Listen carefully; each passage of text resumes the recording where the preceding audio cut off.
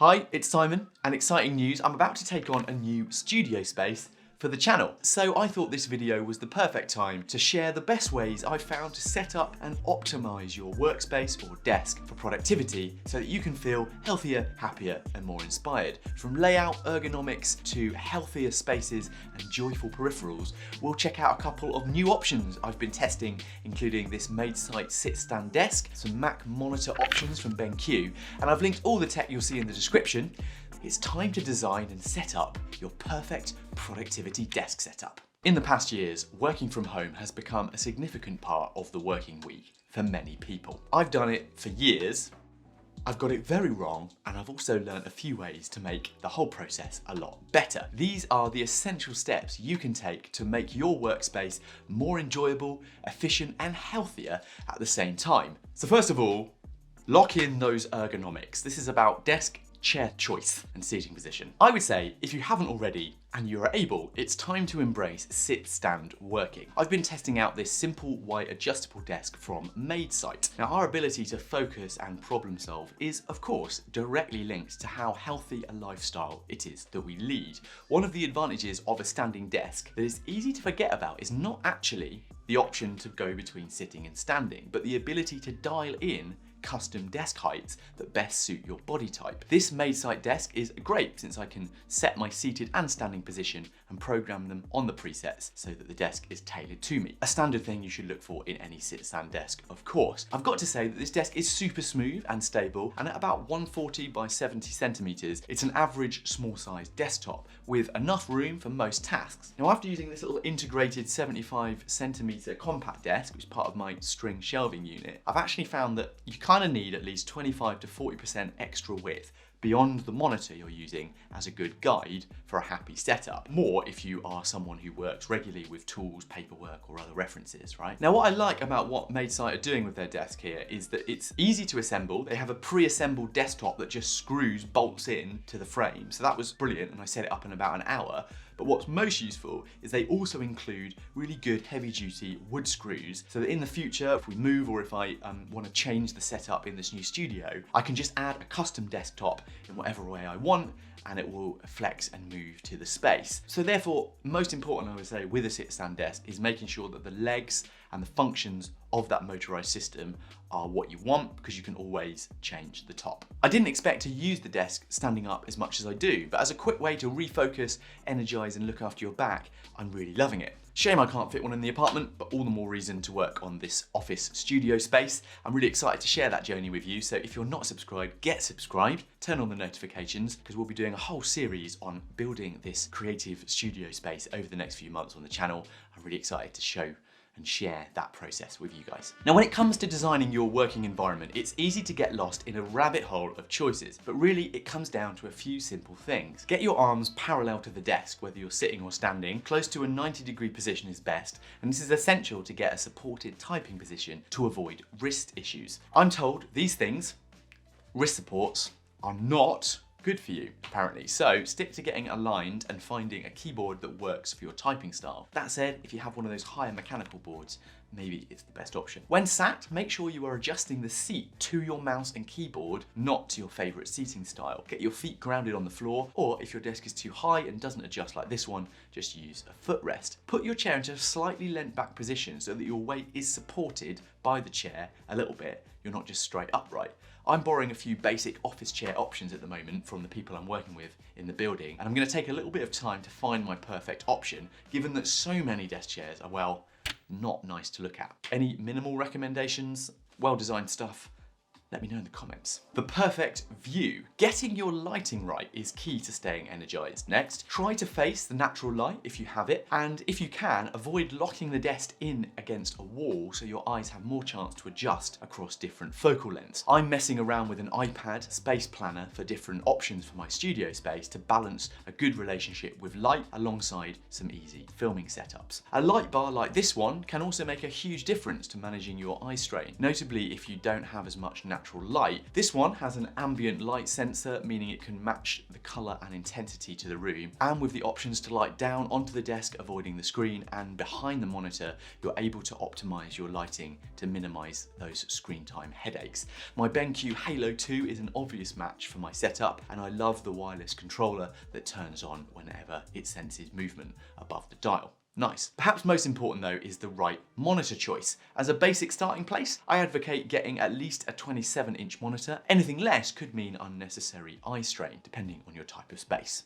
So, the monitor. Now, I've recently been comparing my 16:9 27-inch 4K BenQ monitor with this newer model, the 34-inch ultra wide. Both have 60 Hz refresh rate, so not for the gamers, but really significantly fine for most people. But that is not the point. I chose my 27-inch because it comes from the design view range that BenQ offer that are very much targeted at creators and Mac users looking for accurate color profiles and design aesthetics with the connectivity that works with their Mac and is great for multitasking. Now, when it comes to setting it up, raise up your monitor to get the top area of the screen horizontal with your eye line. If you have the previous desk positions right, this keeps your neck in the right position, and if your display doesn't have this fab adjustability that comes with the BenQs, a third-party monitor arm, desk shelf, or even some books will do it. If you think you need two monitors, I'd consider an ultra-wide instead of two monitors, which are harder to focus on. It means you can set it up ergonomically, central to your seating position,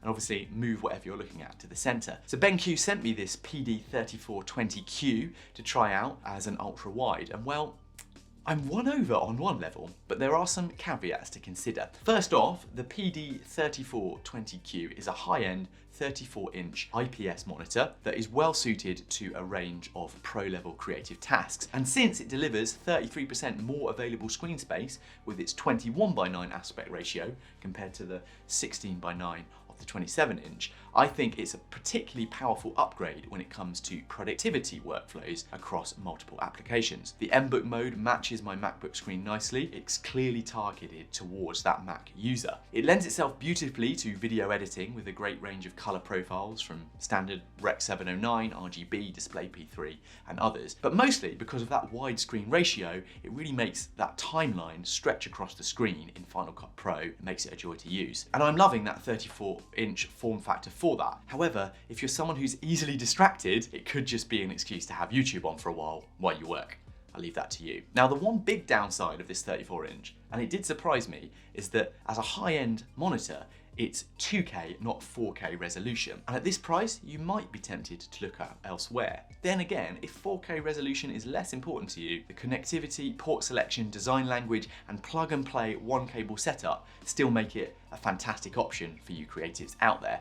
And it's a great all-in-one kind of docking station. The ports mean you don't really need a dock, it does it all for you.